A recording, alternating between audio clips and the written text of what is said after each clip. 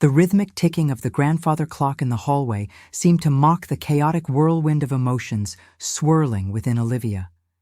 The antique timepiece, a steadfast presence in her family home for generations, usually offered a sense of comforting stability.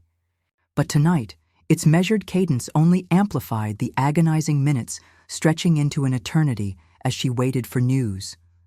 Her teenage son, Liam, her bright, adventurous boy, had been out with friends, a seemingly ordinary Friday night. Then, the call came, a frantic voice on the other end of the line, a garbled account of a reckless driver, screeching tires, and the sickening crunch of metal. Now, Olivia sat huddled on the worn velvet armchair, the silence of the old house broken only by the relentless ticking and the frantic beating of her own heart. A wave of icy dread had washed over her at the news, followed by a surge of white-hot anger.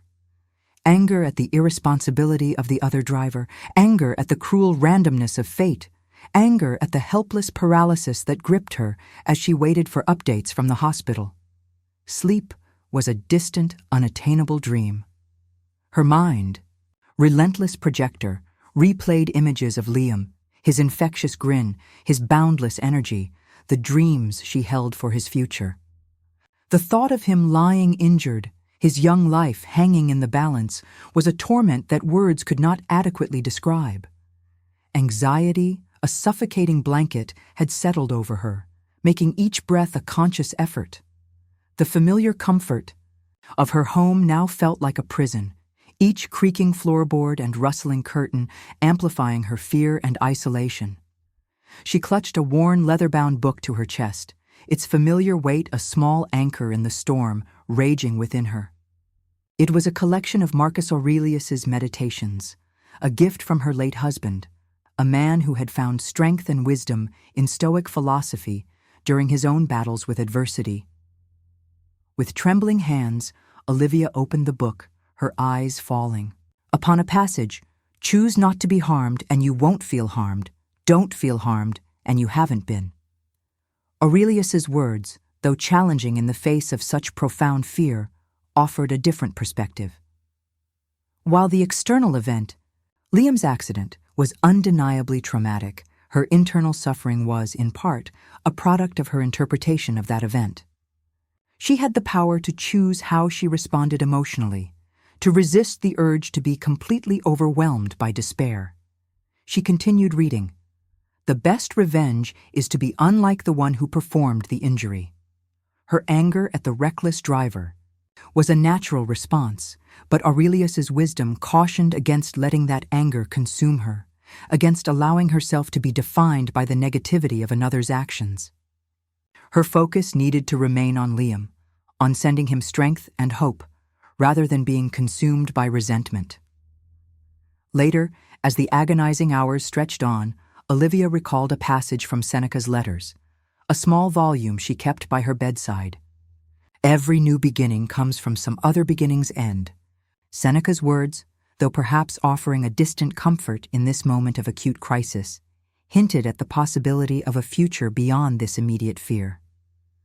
Whatever the outcome, life would continue, albeit changed.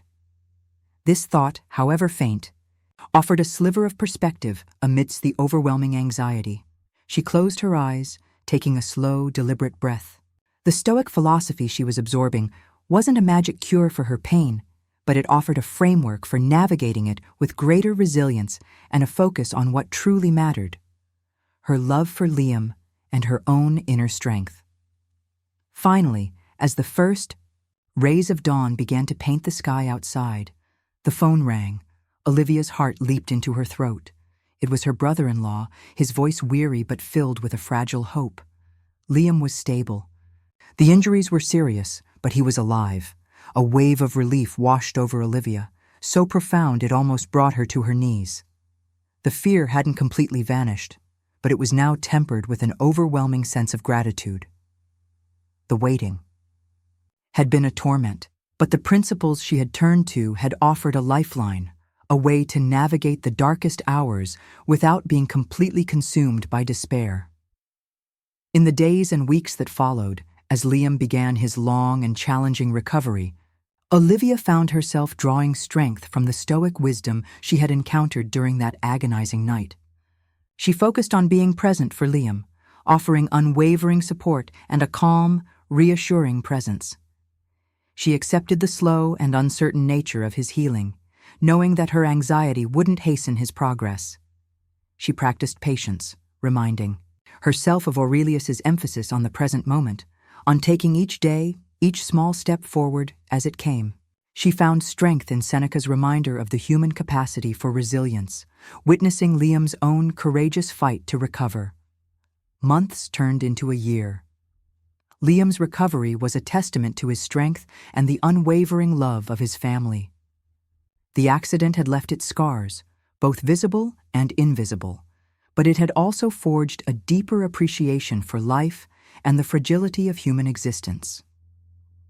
Reflecting on that terrifying night and the long journey that followed, Olivia recognized the profound impact of the ancient philosophy she had embraced. It hadn't shielded her from pain, but it had provided a framework for navigating it with greater resilience, clarity, and an unwavering focus on love and hope. The practical lesson Olivia learned, and one that resonates deeply in the face of life's most terrifying uncertainties, is this. When confronted with situations that trigger profound fear, anxiety, and helplessness, our ability to navigate these challenges with strength and grace lies in our capacity to control our inner responses and focus on the enduring values that truly matter: love, hope, and the unwavering strength of the human spirit. The wisdom of Stoicism, as exemplified by Marcus Aurelius and Seneca, offers invaluable guidance in such times. Acknowledge your fear without letting it paralyze you. Recognize the natural human response to danger and uncertainty. However, strive to observe your fear without allowing it to dictate your actions or cloud your judgment. Focus on what you can control. In moments of crisis, we often feel powerless.